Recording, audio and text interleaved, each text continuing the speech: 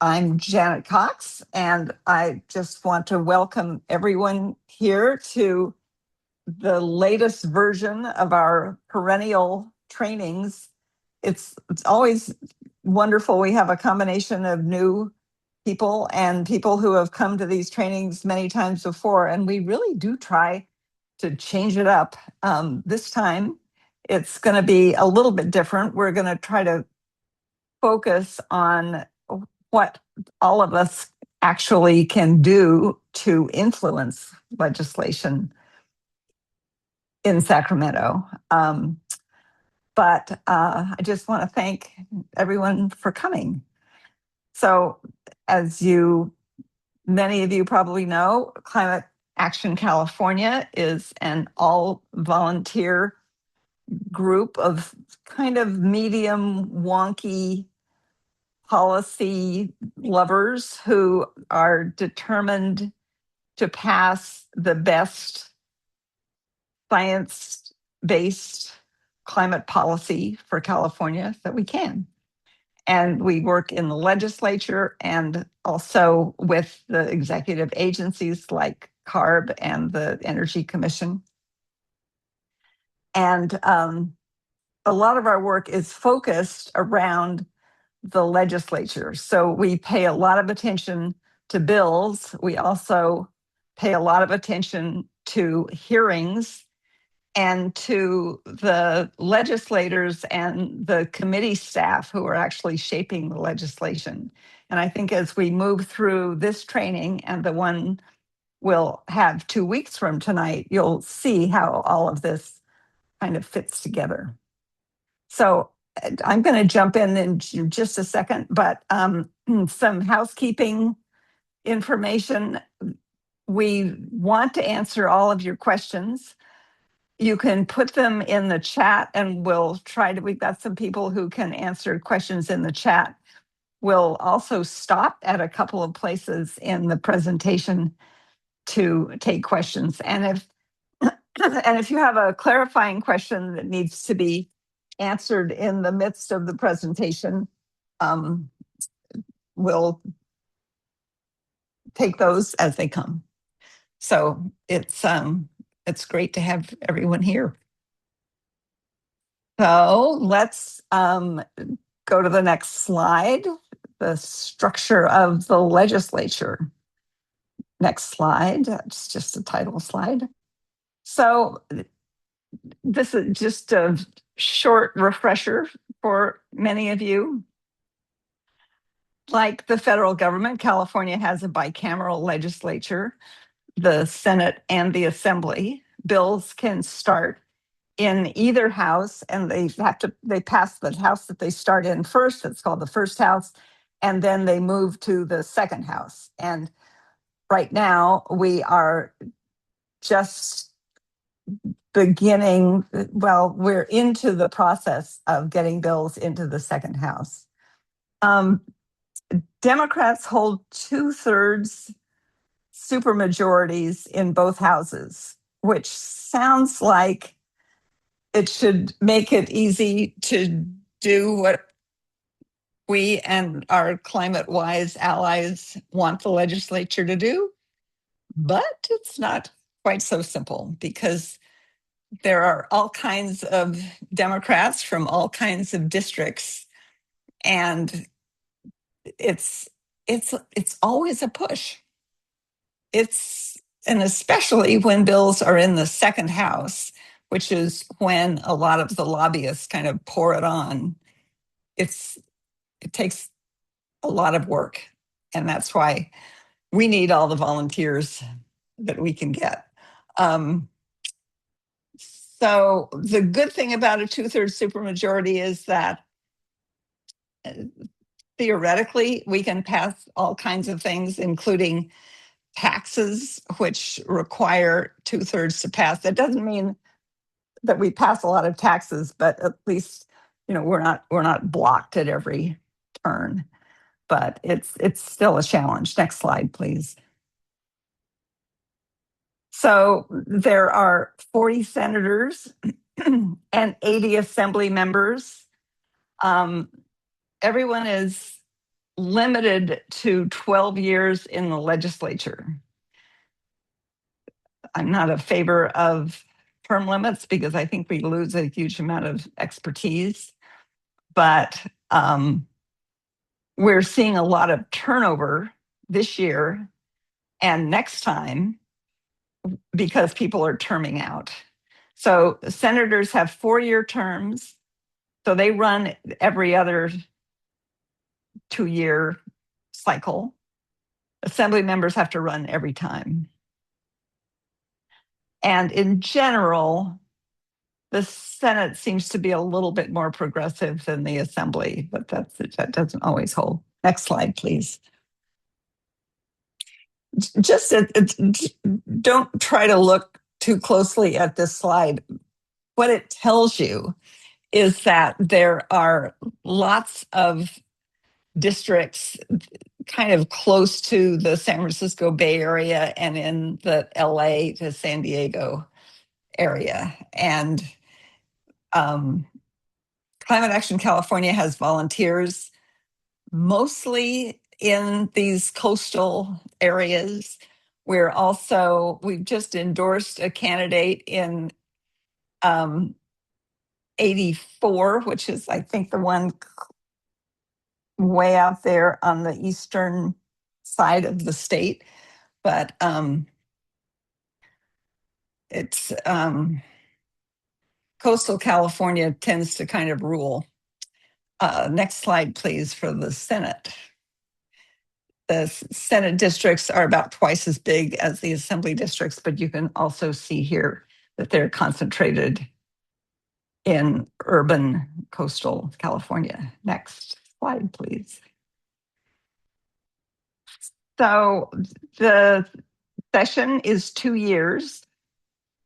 This is the 2026, obviously, an election year is when the session ends.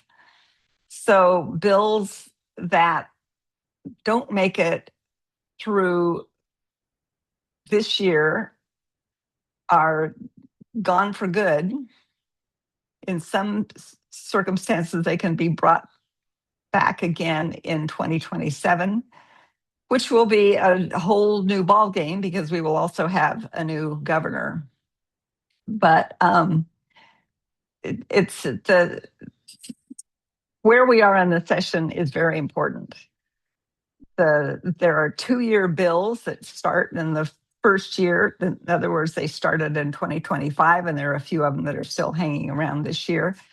But the end of the session is significant.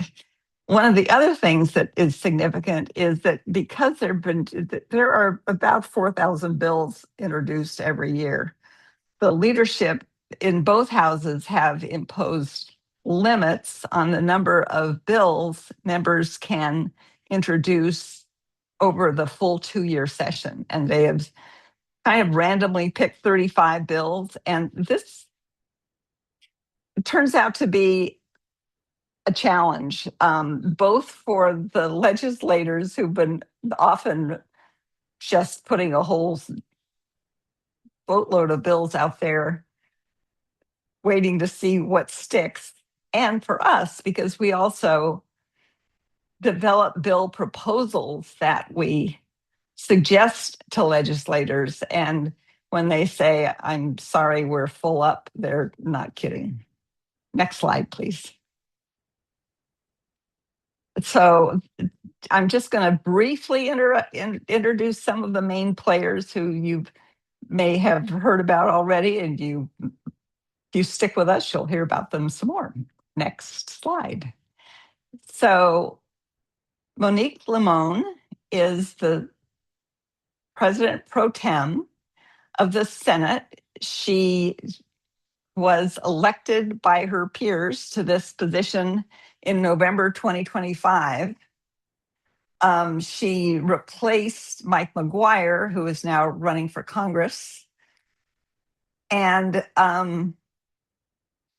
it's interesting. She's kind of quiet. She doesn't make a lot of big pronouncements, I think a lot of her appointments are very strategic. She has a long history of carrying some really important climate legislation. She's been especially focused on regulation of oil and gas wells in California.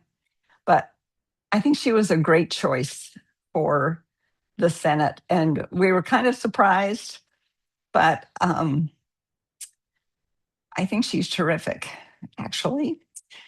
Unfortunately, she's going to term out in 28. So she has this is her last term. She's not running this year. Next slide. This so there. I'm sorry, I didn't expect this to be the next slide. So there are a number of Senate committees that we follow quite closely. The committees are important because they analyze the bills that we care about, and they propose and generally impose amendments on those bills. So this is the list of the committees that we generally engage with. Next slide, please. Monique Limon appointed Sabrina Cervantes as the appropriations chair. And arguably, the appropriations chair is the second most powerful position in each house. We'll talk about appropriations just briefly in a minute, but the appropriations is kind of a mysterious process, and everyone's best guess is that the decisions, this is where the political decisions are made about bills, and they're generally made by the chair of the committee and the leader of that house. So next slide brings us to the Assembly and Speaker Robert Rivas, who is, he's only been in there since July 2023. He seems like a pretty powerful character. And he's kind of inscrutable. We don't have a really good sense of where he stands on a lot of issues. We're always kind of waiting to see. But he definitely knows how to use his power. Next slide, please. These are some of the Assembly committees that we watch.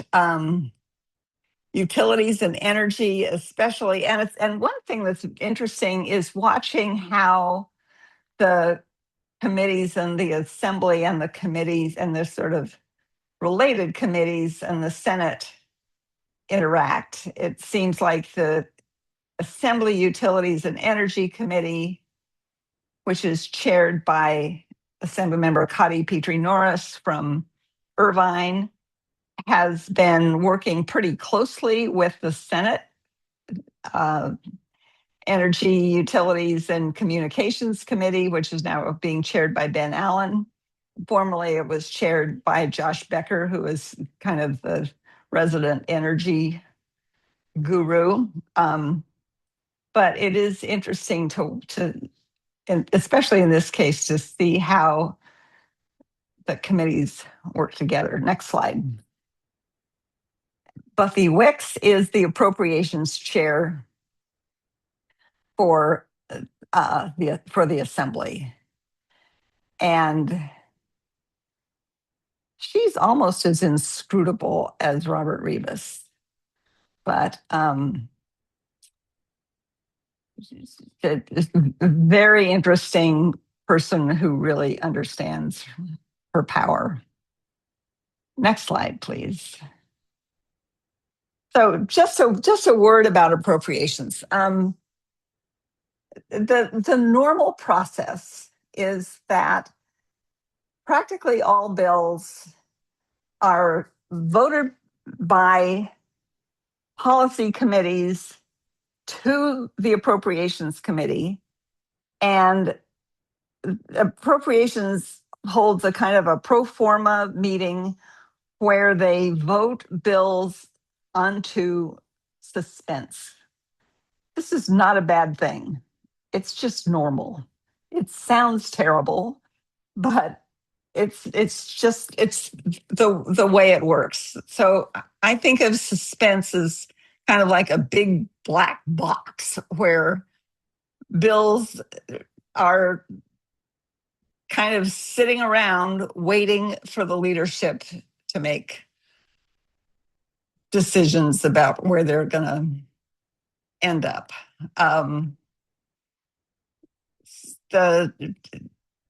So normally what happens is that all during the review process by many committees, bills are passed out of committees, amended or not, and sent to appropriations where they're voted on to suspense. And then at the very last minute before the deadline, and you'll hear about the calendar in a minute, the appropriations chair announces decisions. It's a crazy meeting where for half an hour they'll sit there and just read off bill numbers and say, passed, amended, held in committee, which means killed by appropriations. But suspense is just, it's just a bill's way into the rather shadowy political process. Next slide, please. I think I'm turning this over to Amanda to talk about the calendar and a few other things. Perfect. Thank you, Janet. Yeah. And hello, everyone. For anyone who doesn't know me, my name is Amanda Martin. I am the program manager for Climate Action California, which sounds kind of mysterious, but it means that I really focus mostly on elections work in our capital team, which you'll hear about a little bit later. But I'm going to talk a little bit about the legislature's year, which Janet mentioned. This is a bicameral. We have two houses, and so we'll talk a little bit about how bills make it through those two houses and the deadlines that they have. So as of now, obviously, we're at the end of June. So these are just a couple key dates that we want to focus on. So the first house, they had to pass bills on May 29th so that they could get voted on by the floor. And then they moved to the second house. And now we've got a deadline also. They've got in between the bills being passed, they also have to pass a budget. And so that happened on the 15th.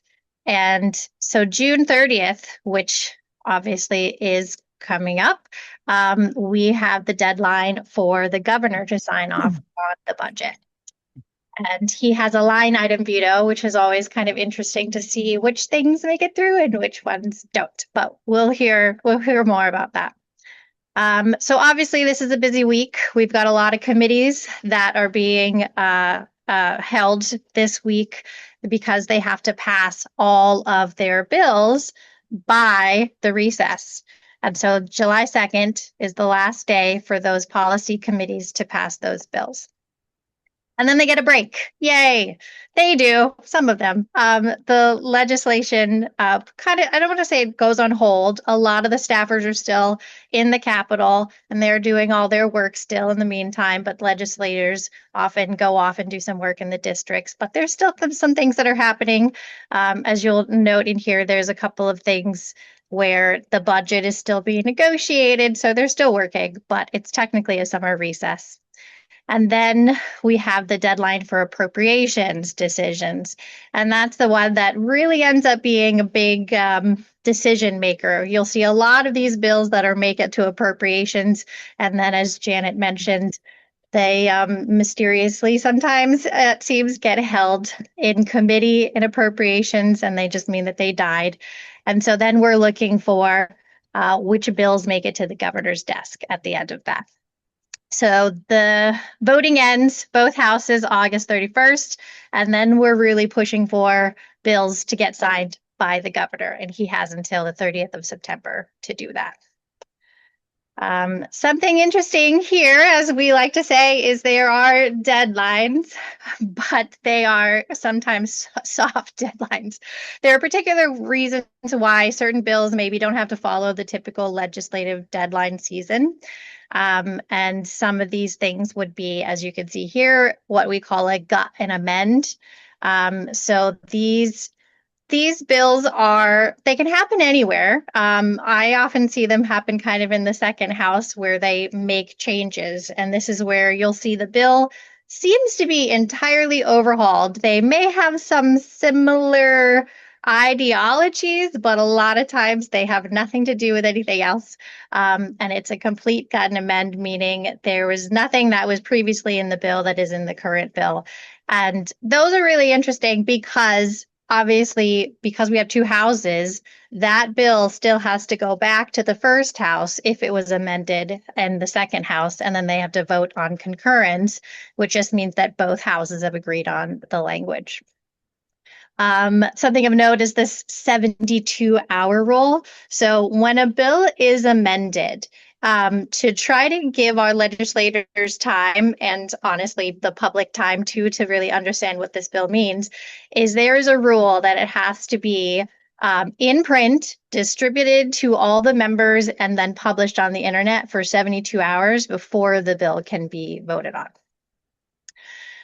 But they can be very substantial, or they could be minor tweaks. I've seen some bills that had amendment of changing the word from may to shall, or vice versa, and that's all that they've done to change it. And some things that seems fairly small can actually have some pretty big consequences. So it's good to keep up on those, and we're constantly watching that happen as the bills move through the legislature. Let's see if there's anything else. So let's go to the next slide. So where are we now? As I mentioned, this is the final week for policy committees to finish their review hearings, and they have to pass those on by Thursday because we know that it's a holiday on July 3rd, and that begins our recess. So it goes through August 3rd. And like I had mentioned, there are a lot of staffers that keep working through this recess. We try to set up a lot of meetings with these people during this downtime so that we can get to know legislators maybe a little bit deeper. We can understand some of the decisions that maybe were made or weren't made through the committee hearings. So it's always good for us to reach out during this time as it may be a slightly quieter time in the year. And then, so if there are any questions that anybody has or clarifying things that we've gone over or burning questions that you have, we'd love to answer some of them now. And I've been keeping track of the chat, and it looks like all of the questions have been answered by volunteers in the chat. But I wonder if, for the sake of those watching the recording, we might want to ask the two that I think most people might have a similar question. Would that be useful? Because Jared is wondering who has the political power in appropriations. Is it the chair and the pro tem and speaker, or all the electeds, or the older ones, or is it all a bit obscure still? So I'll take a shot at that. I'm Will Brager. I have never been in the room where these decisions are made. And I didn't study political science, so you can take anything I say with a grain of salt. But I have been around the Capitol for a long time. There are a lot of things going on. One is if you were doing the math, 35 bills times 120 legislators is 4,200 bills. That's too much to process. It's crazy. The limit should be lower, in my personal opinion. Some of these bills need to die. There's also a lot of make weight bills that legislators bring because they view that as their job. I'm going to pass a bill. My constituent likes to honor the giant garter snake, so we're going to make that the state reptile. So nobody wants to kill a bill, one of their colleagues' bills, and leave fingerprints. So the appropriations process is the place for bills to die. And about half of them die. And it happens in the dark. And if you're the author of the bill, you're never quite sure what happened. So it serves a function. Now, as to who has the power, it's just because you're the leader of the, let's say, the assembly, and maybe you're sitting there with the chair of the appropriations committee in the assembly, you are responding to the other 79 assembly members that elected you. So lead is not exactly the word I would use. It's in the same way that we all want our elected leaders to be leaders. They actually follow to a certain degree what their constituents want, what the polling indicates, what they read in the headlines that morning. So they're leaders, they are the ones in the room, but they have to consider all the pressure from their colleagues and their constituents. And at the same time, they're making deals with the other house, the Senate or the Assembly. So now that when we get to the appropriations process in August, the Senate Appropriations Committee has a bunch of Assembly bills, and they're going to decide their fate, live or die. And the same thing on the Assembly side, but they've got the Senate's bills. So there's a certain amount of rivalry, anger, jealousy, you name it. And deals are negotiated. You know, you give me my favorite bill, please let it survive the Senate, and I will let yours survive in the Assembly. Or you make me mad by killing my bill, you're going to pay a price. So there's all kinds of things that are both petty and personal and major policy decisions, and all at the same time, they're fulfilling this sadly necessary purpose of reducing the number of bills from 4,200 to a more manageable number. They're not 4,200, don't make it that far, but in any event, that's my perspective on what's happening.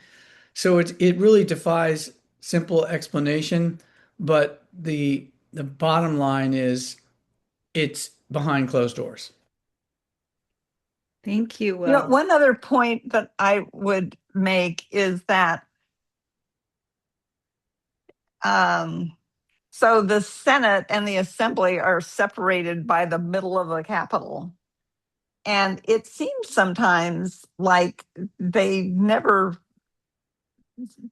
go to the same cafe or bathrooms.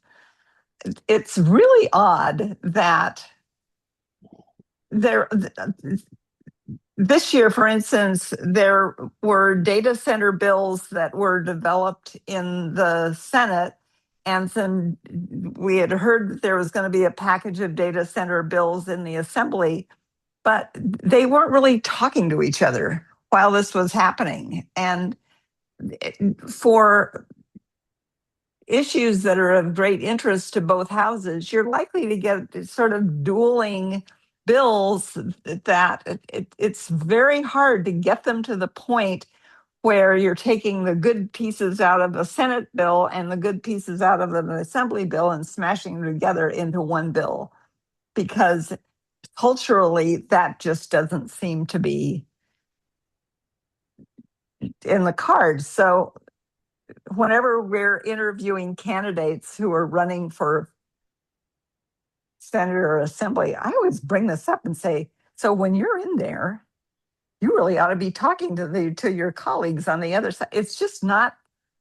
I mean, that's one reason why there are 4,200 bills and a lot of them are killable, is that there isn't, the right hand doesn't talk to the left hand as much as it should. Yeah, fascinating. So is there time for one more question, do we think, or should we Sure, move go on? ahead. Okay, one more, maybe we could do this one quickly, is can you explain how legislators can change their voting record after the vote if it does not change the outcome of the vote? Why is this okay? It seems misleading. Shouldn't the actual vote be recorded on the legislator's voting record? Well, it is recorded in their voting record, but so for instance, you're talking about floor votes. So you take a floor vote and there's a big screen that has all of the members on it. And as they vote, they're ticked green or red. And it reaches a certain point, and the bill is either dead or alive, and they call it.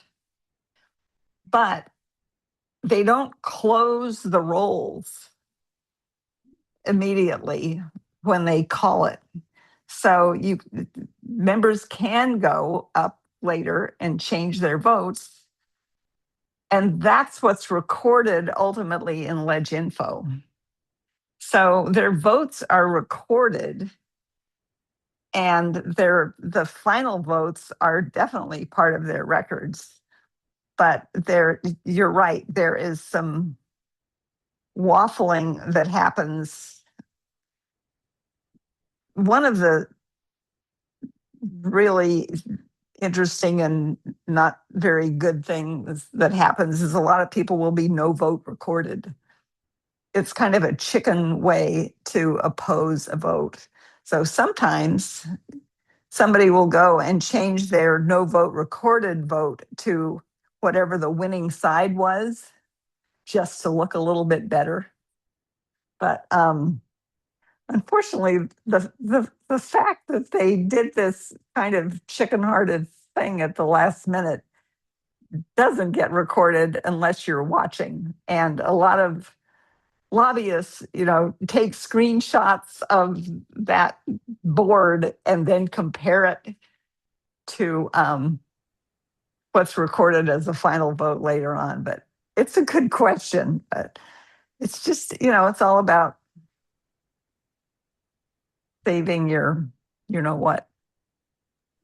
And I will just say, I don't want to give them a free pass at all, but there are many times, obviously, that the floor is happening while committees are literally in session. Like this week, there are floor sessions happening while committee hearings are happening. Mhm. So they're busy, and legislators can't often be on the floor every single time a bill comes up. So it's not just because they have no vote recorded doesn't mean that they're automatically saying, like, I don't want to vote for this. Sometimes it's quite literally they just weren't there because they were in a different committee or they just were unavailable at that particular point in time.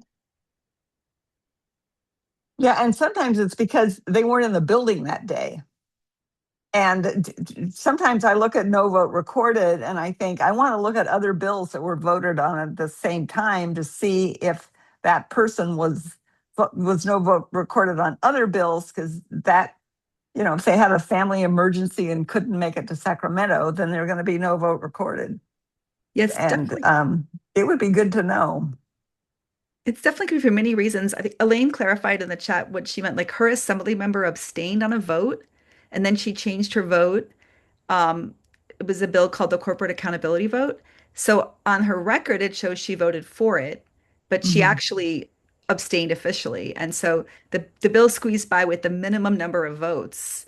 So yeah, seems like I personally agree that I think they should have to go with their official vote, whatever I they don't voted should. understand the difference between recorded and on the official record, because I think finally what that legislator told the leadership before the end of that day's session is what counts. All right. Well, I think those are all the questions in the chat. So I think we can move on to part 2 of today. All right. Over to Will. Okay, this section is about exactly what we do. So let's start with the next slide, please. So most of the work, if you look at kind of volunteer hours and people's engagement with CAC, is done by what we call a policy team. So our volunteers find their way into a group that looks, there's too many, there are 4,200 bills.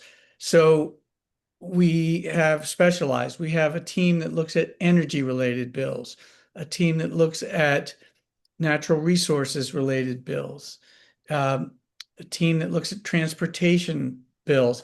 And those categories aren't always crystal clear, but it allows us to divide the work. And those teams meet usually every other week. And in between, they talk by email or phone or DM of some kind. And they do the real work of figuring out what bills do we even care about and what is our position. Do we support it? Do we support it and want to pour resources into it? Do we want to oppose it? And of course, one of the key steps to express your support or opposition is to get a letter into the record.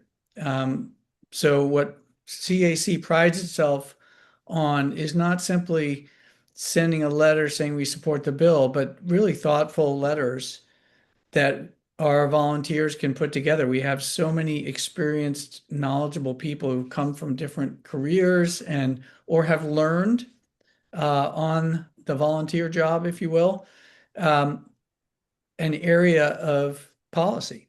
So we try to write quality letters that are persuasive and that provide information that's useful, that will maybe be quoted in the committee's formal analysis. That's the one document for sure every legislator is going to read before voting in a committee is the analysis. And that analysis might say, the supporters argue that, and then there you see a paragraph that we wrote.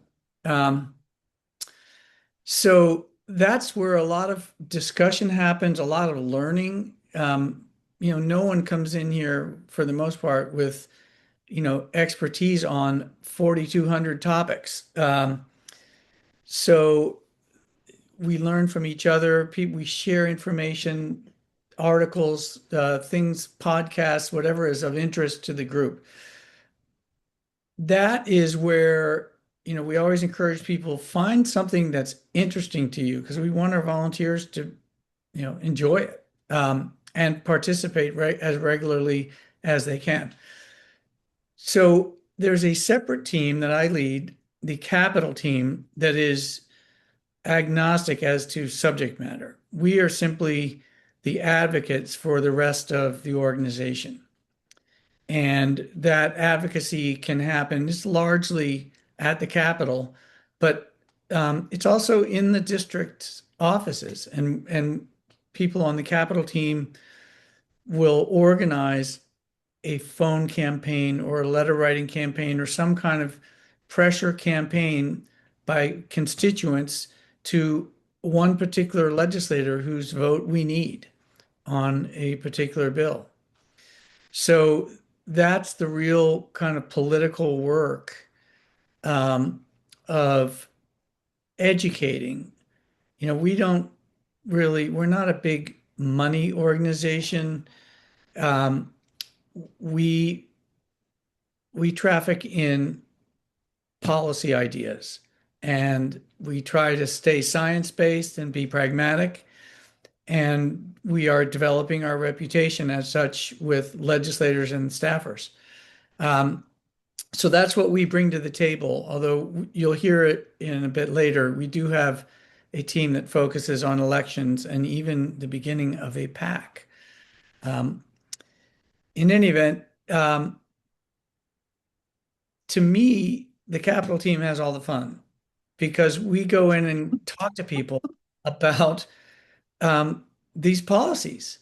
And there's also this sort of strategic part of it, trying to figure out, you can't really talk to 120 legislators in any big hurry. So who do you really need to talk to? And what is it that legislator will respond to? So it's, people talk about the Capitol as three-dimensional chess. It's not quite that complicated for what we do, because we've got groups figuring out, these policy teams, what our position ought to be, and we really just need to communicate it. The elections team, and Amanda's going to talk about that in a minute or two. The elections team sort of works hand in glove with our efforts, because the fact that we are endorsing candidates or not endorsing a candidate gives us a certain amount of power. People will be a little more likely to take a meeting with us because we did endorse them, or they want us to next time. And that's almost a side benefit. The primary benefit is we want to get the best climate champions actually in those seats. It is surprisingly hard to get certain policies through, and you need to have people who prioritize climate. So that's really our focus when we're, and Amanda will talk more about that. Next slide. So the policy teams I mentioned, this is a list. It gives you an idea, and if there's something that particularly grabs your interest, you might want to think about volunteering so you can participate, or just sample. Go to one meeting, and Linda, who's on this Zoom with us, can connect you with the group. I think so can Amanda. And you can see what it's about. There's no obligations, and to tell you the truth, most people can't make every meeting, but you certainly can sample and see what you like. You might like the people, you might like the topic. So I encourage people to experiment a little bit and figure out what is going to keep you engaged. Next slide. A little bit more about the Capital team. The people who really can get the most done have to be able to get to Sacramento, which means taking the train or living close by. We do have some really great volunteers who never leave their district and don't come to Sacramento for the most part. And they organize us, they get meetings for us, which takes a certain amount of, just administrative bandwidth. And they organize these kind of pressure campaigns, for lack of a better term, on a legislator in his or her district. So all that can happen in, pick your county, city, region. We do a lot on Zoom. And then if you live near well, you presumably do. If you're in California, you have a state senator and one assembly member who is yours, and their offices are surely close by. Our Capital team volunteers are also have to be on a policy team just so we have enough substantive knowledge to do the advocacy. Because sometimes it's a matter of showing up and saying, hey, we're Climate Action California, we support the bill. You're implicitly saying we are watching you and how you vote on this bill. So that doesn't require any particular knowledge. But if you're going to get into a discussion, answering questions or convincing somebody about the merits of our position, you really need to understand more about it. And of course, the more you know, the better. But you really don't need great expertise to go and do what we do. We go to the hearings and testify to express our support. At those hearings and in between and in the hallways, we meet our colleagues from other groups, other like-minded people, and you learn about things about a bill you hadn't heard about, hadn't read. And they're asking you, what's your position, or would you help them sign their letter, whatever the issue is. And then, of course, that's a mutual relationship at some point. It's very helpful. And by being in Sacramento, we can have those personal interactions with other groups, with staffers, and with the legislators, often in the hallways, in their offices. It's not all formal testimony in front of a committee like you might have seen. They're all on video, but you more typically will see congressional testimony on the nightly news. Next slide, please. All right, Amanda, I'm going to let you talk about this. Amanda is managing our elections effort. Yeah, thank you, Will. So obviously what Will was talking about when it comes to trying to get bills passed through the legislature, obviously it helps if we have climate champions or people who are interested in advancing climate legislation as our representatives. The more of a priority it is for them, the more likely they're going to vote yes on bills that focus in that area. And not just them. I mean, we're looking at state races as well. One of the key ones we're focused on this session, this year, this election year, is insurance commissioner. Obviously, we were focused on the governor as well. That didn't quite go our direction. We did endorse a different candidate who isn't making it through, but part of our focus is making sure that people who care about the climate at least are heard. So that people who care about the climate as well on our end can say this particular candidate has priorities that align with ours. So part of the things we did leading up to the primary is we really we scoured the internet looking for every single person who was running in districts, not only key districts where maybe there are current representatives who do not vote our way, but also open seats. Anytime that there's an open seat, it gives us a fresh slate to say who's going to be here, who is going to represent this particular district. So we put together, as our team, we put together a list of, I think it was about maybe 16 or so pretty in-depth questions in a questionnaire, and we sent it out so that we could get a feel for what these candidates know about the climate, what they care about, what their focus is, so that we could evaluate it and then really decide if this is somebody that we want to endorse and have a relationship with going forward. And obviously, it's always great when we can interview them, and a good number of them really gave us a good amount of time. And so we got to work with them more one-on-one, figure out what their campaign needs were, and then we got to share that information. And if you're joining us today, in all likelihood, you probably saw a couple of those emails that went around saying these are the climate champions that are running for a seat this session. Obviously, what we're preparing for now that we've passed the primary is we haven't, the results aren't certified yet, but we have a pretty good idea of where the candidates have fallen. And now we're continuing that campaign. A few of our endorsed candidates did not make it through. And so now it's deciding, do we want to shift gears? Do we want to endorse anybody? Is there somebody good in that district? And then once we really know who the candidates are, then we put full force into trying to make sure that constituents in those districts know that there is a climate champion on the ballot. So we do phone banking, we've attended events, we've written letters. And so this is something that we're going to continue to gear up as we get closer and closer to the November general election.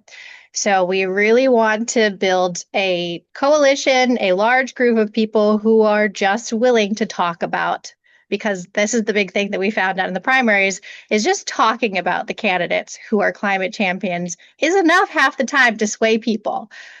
Most people kind of, sadly, maybe aren't fully aware of the candidates that are running in their district. And so just having a conversation sometimes is enough to get somebody else on board, and sharing personal stories is really, really big. So our elections team continues to get together. And like I said, we'll gear up as we move forward, getting closer to the general election in November. And then I think for next, I'm going to pass it back over to Will to talk about our priorities in 2026. Let me get you back in the spotlight. Next slide, please. All right, so this isn't a complete list. We have many bills, thanks to our many volunteers that we have looked at, read, analyzed, taken positions on.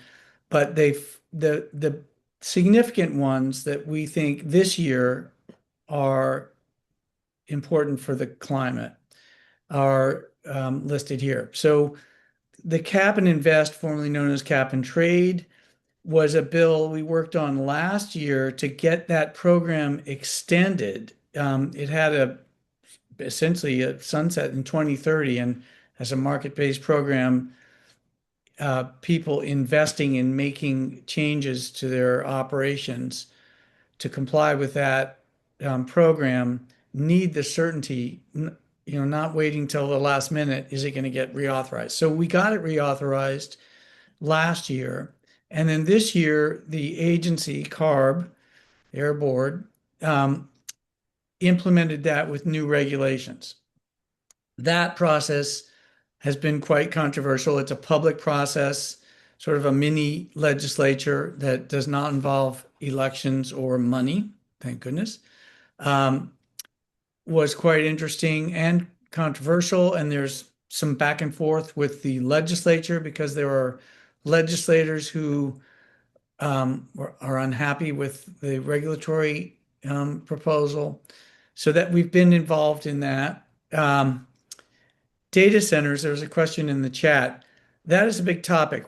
There were 8 or 9 data center bills introduced this year, and a couple have fallen by the wayside, and they've all been amended, the ones that still survived.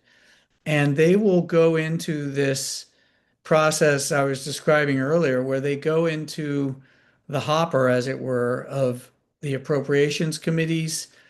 And at some point, the governor is part of that negotiation by indicating which ones he will or won't sign. And if he does that during the session, amendments can be made to kind of ensure a signature. They're usually, that's not always possible. It's often a matter of, here's the bill, this is all you're going to get, Mr. Governor. You can sign it or not. But sometimes there are these three-party negotiations between the governor, the Senate leaders, and the Assembly leader. So that, I think, is where some of the data center bills will end up. We formed a group, kind of an ad hoc group, that really has educated ourselves about issues surrounding data centers, because they're obviously impacting the grid, they're impacting communities, water use, and we've been able to take positions on almost all the bills as they've moved through the process. It's been very interesting. Some of the things that our team developed as ideas have not shown up in any of the bills, and we've worked to get them introduced as amendments, and we may end up sponsoring a bill next year, depending on what comes out of this year. It's an issue that will be with us beyond 2026.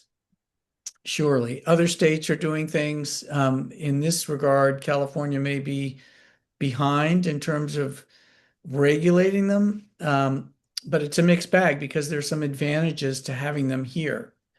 And so we don't necessarily want them all to go elsewhere, where either they will do things that are not environmentally good, or just pay taxes somewhere else.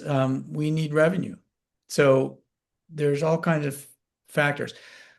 The transitioning off of fossil gas refers to the infrastructure we've got. It's a grid, essentially, that distributes gas. And we use it in industry, we use it to make electricity, and many of us use it in our homes.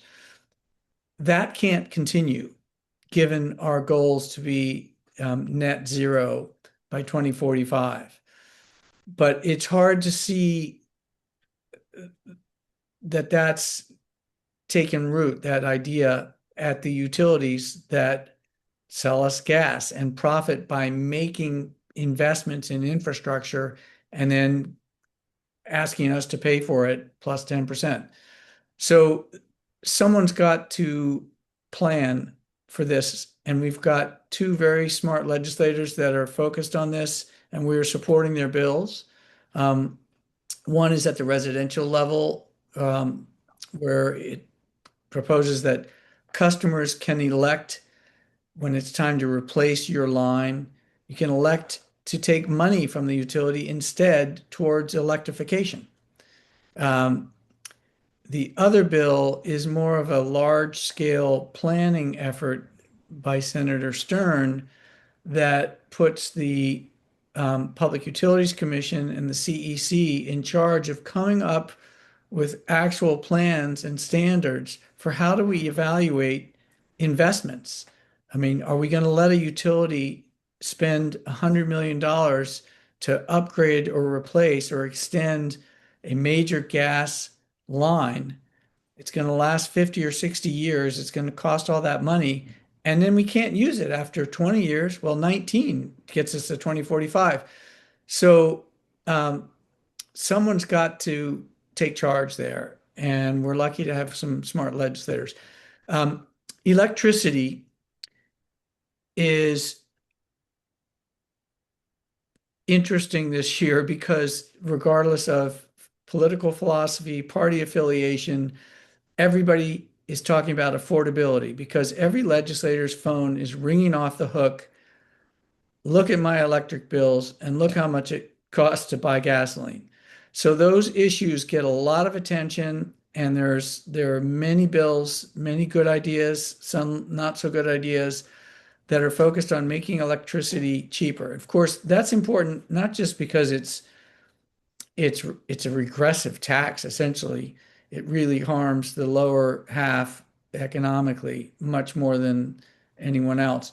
But it's obviously a climate issue because we're busy telling everybody to electrify buildings, transportation, and industry. And that's a hard sell when electricity is too expensive. Distributed energy resources gets into some of the wonkier aspects of how the grid is designed in a way that works without adding cost for every consumer. And there's some good bills there we're supporting. Refinery closures, there's one bill, and there are some bigger efforts at the California Energy Commission to plan our transition from petroleum towards cleaner fuels. And we're engaged in both of them. We're commenting on the CEC, the Energy Commission's transition plan and related documents.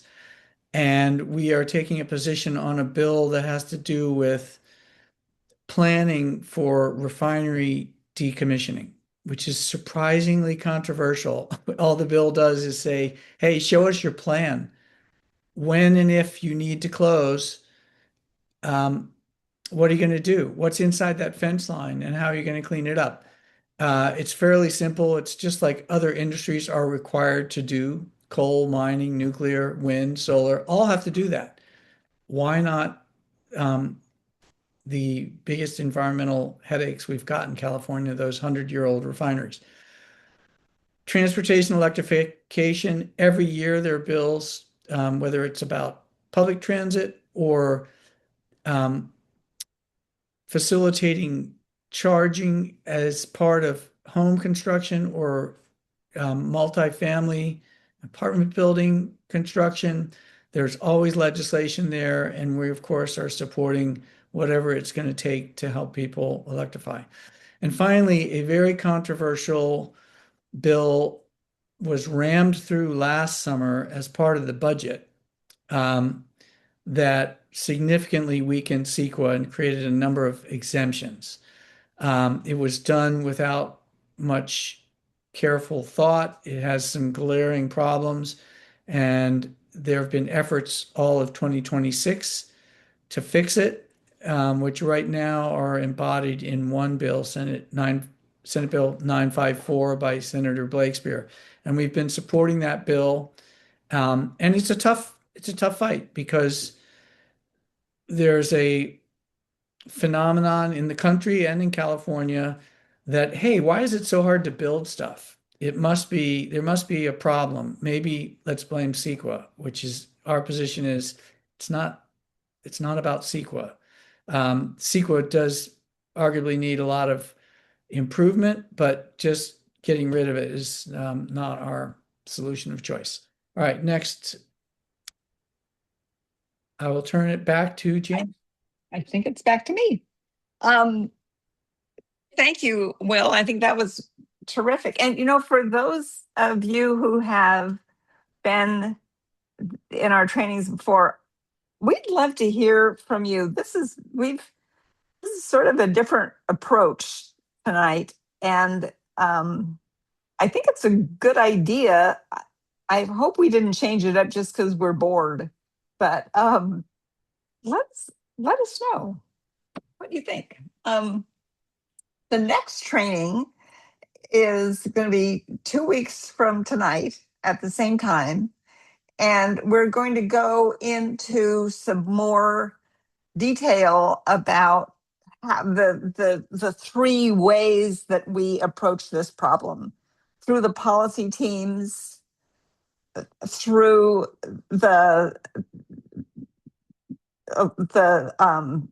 capital team, and through our elections work, which is focused on getting the right people into office so that they will vote the way we want them to and will encourage them to when they're in office. And it all kind of makes sense and comes together.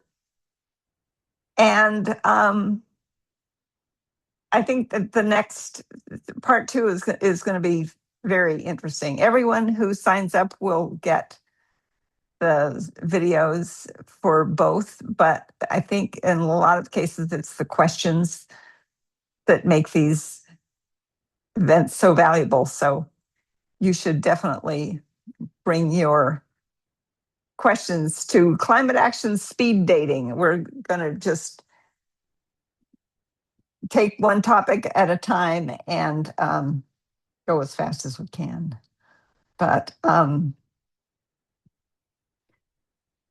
it's the other thing I have to say about Climate Action California is that I hope you've gotten a sense tonight that one of the things that I think makes this group so effective is we're really nice people. And we have a good time doing this wonky work together. And everybody is learning all the time. There's never any expectation that a person needs to come to us with expertise. And some people who come to us with expertise in one area say, I want to get to know about something else. And so they focus on another area. But it's the collegiality in this statewide organization where the volunteers are really doing the work with support from Amanda and Linda and Xander, our part-time administrator. It works, and it kind of keeps us all having a good time, even when the work is so important. So we're here, and we need all of you to sign up and join us. This is such an important year, both in California and heaven knows federally. And this election is tremendously important. And we hope you'll want to join us. So let's take some more questions. We were hoping to get this done in about an hour and 15 minutes, and we've got 7 minutes to go. So are there more questions that people would like to ask? I'm going to read 2 from the chat. And I'll start with David. Although actually, I'm going to come back to David's because I think, Will, you answered it a little bit already. So Claudine asks, what are your main priorities regarding data center policy? And are you planning to have a bill next year? So actually, these both questions were about data centers. So just to put them both together, if you want to expand onto that, how are we organizing around the chaotic political environment regarding data centers? They're coming fast and furious, basically, and any feedback is welcome. So, I mean, the legislature and therefore Climate Action California can only work through bills. So the action is around looking at bills and supporting the ones we like, suggesting amendments on the ones that come up short. And we've done that. The big issues that are in, depending on which bill and what they're trying to address, the big issues from our perspective are what's called cost shifting, which is the danger that the utility, in its excitement to have a big new paying customer, will build a lot of stuff. And that goes into what's called the rate base, and all consumers would need to pay for that until it's paid off, which could be, 20, 30 years. So the danger, of course, is that consumers, all of us, will pay for these hugely profitable businesses to come get quickly connected to our grid. They may disappear in a year because they find a better deal in Texas, or it turns out that this is all a big bubble, or who knows what. And so we don't want people, ratepayers, stuck paying high electricity bills for reasons we talked about a little bit ago. So cost shifting is a big issue, and several bills take different approaches at addressing that, and we have our favorites, but we're supporting that. Greenhouse gas emissions has gotten actually poor coverage, in my opinion. There are a couple of bills that are asking that data centers need to power themselves with zero carbon resources to some degree, which is renewable energy by another name, but there's a nuance there. In any event, that's very important. I don't think it's been adequately addressed by any of the pending legislation. And I think if it's not in a bill next year, we will do it, because that's so important. It's an opportunity for California to get investments in clean energy. And without a little bit of guardrails and corralling of this phenomenon, it could actually set us back in our, trying to get to 100% renewable energy. Water use is an issue. We're less concerned or focused on that. We just can't do everything. Not to say that it's not a real challenge. That's in two bills. And finally, something that has not been addressed, and we have written amendments and talked to people. And again, if we can't get it in a bill this year, we may have to run a bill next year. And that is flexibility, to put it into one word. The idea that giant new loads on the grid, if they can just reduce their demand for 40 hours a year, the hottest days between 4 p.m. and 8 p.m., or for whatever reason, when the grid is really strained, if these giant electricity loads can be dialed back just a little bit for just a few hours a year, it avoids billions in construction, because the design of the grid is such that it needs to be able to handle every load at every possible scenario at 4 p.m. on the hottest day of the year, even when, Diablo Canyon nuclear plant goes offline and one other plant goes offline. The whole scenario is meant to be reliable, and that's great, but comes at a price. So flexibility lowers that price, and we really want to see that incorporated into a bill. So those are the main. So can I just interrupt for a second, because we're running out of time? There's some really great questions in the chat. Yep. I'm going to recommend that we stay on until 7:30 to take these questions. And if any people want to stay, I think that they should, because they're just great questions. But also, we'll talk a little bit about our process of developing bill proposals for next year, because I think what Claudine might have been asking about is what we will propose if we come up with a data center proposal for a new bill. So it's somewhat akin to our policy team division of effort and specialization. A person or a small group of people will put together a proposal, and we expect the proposals to be quite thorough. I mean, just an idea is cheap. We all have ideas. They should do this, they should do that. There ought to be a law, but that's not really going to get very far at the Capitol. You need to make the case for it. You need to think about who will support it and oppose it, and maybe start working with those groups. You need to analyze what the problem is and how this addresses the problem. So there's a whole format for preparing a thorough proposal, and we expect whatever group or person wants to bring one of these forward to do that level of work. And we've got volunteers who have a lot of energy and experience to do that. And we're fortunate on the data center team that we formed kind of ad hoc to have people who were on the board of major utilities. We've got a researcher in Humboldt County that is indefatigable and has made himself very expert on what's happening in academe, in other states, et cetera. So we will use all our kind of human resources to put together the best ideas that we think are also politically feasible.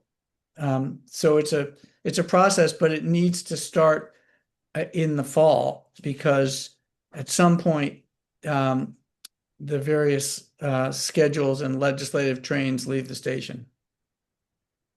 So there's another question in the chat about data centers. Sandy Krasner is asking, are you looking at requiring data centers to buy and install residential batteries and reduce peak with DER management?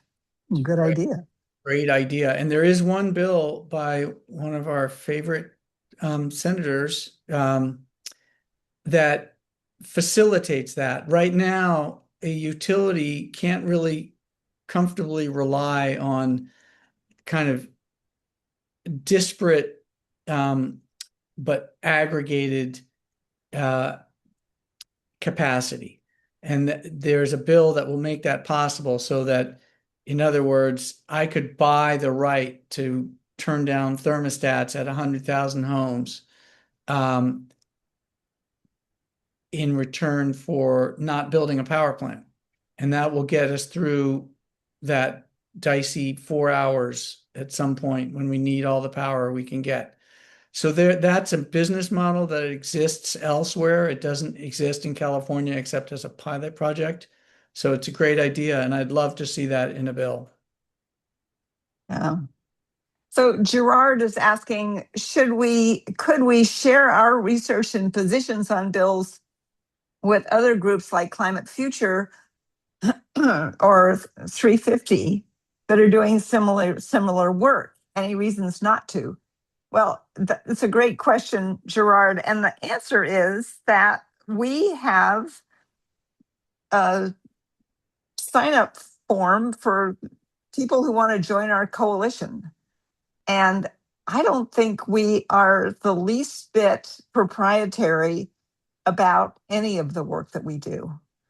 You know, we try with the best ideas that our wonky volunteers can think up, and then we want to spread that around. So there are, so Al Grummett, who leads Climate Future, is on a couple of our teams, and there've been people on the call tonight who are working with 350 Bay Area Action, and there are other 350 groups that are part of our coalition. So, you know, it's going to take all of us to get this done, and we're more than happy to share every way that we can. There's another question about endorsements, and I'm not sure that any of us are actually working with the Sierra Club endorsement process. We're sort of buried in our own research, trying to figure out who the best climate people are. The other main enviros that endorse the Sierra Club and California environmental voters, they seem to me that they cast a wider net. We're really looking for people who are strong on climate. And that makes it a little bit easier for us to come up with a focus list. But, every group is going to decide how they want to do this. Linda, are there other questions we should be answering? I think we've got the main one, just that Ken made the comment that the public is financing the expansion of private corporations. The key means like through data centers. Why isn't this regarded as purchasing stock in that corporation and acquisition of voting rights? Ooh, interesting. Correct me if I'm wrong, Ken, if you weren't talking about data centers, but I think he means the expansion of data centers. Yeah, would you rephrase that question, please? Yeah. Actually, it's kind of a tongue-in-cheek thing. I know it's been in the process for decades, but it would be an interesting exercise for somebody to get a hold of that and really work with it a little bit to see if they can acquire any traction in that direction. I don't know. It seems like it's not just for data centers; it's also for public work, any public works. Most of it's finance. We finance it, and a private property, a private entity receives all the benefit in a way of ratepayers supporting their particular work endeavor. So something to think about. Sounds a little Trumpy to me, but I don't know. I don't. Interesting idea. Thanks. And I think all the rest of the questions were answered. Yeah, great questions today. Is that it? So on the slide that you have in front of you, you can do whatever you do with either one of these QR codes, where if you click on the volunteer side, you'll get a list of things you can sign up for, including the policy teams, all enumerated, and Linda will get back to you and make sure that you end up in the best place. And the other one is for donations, which we always need. And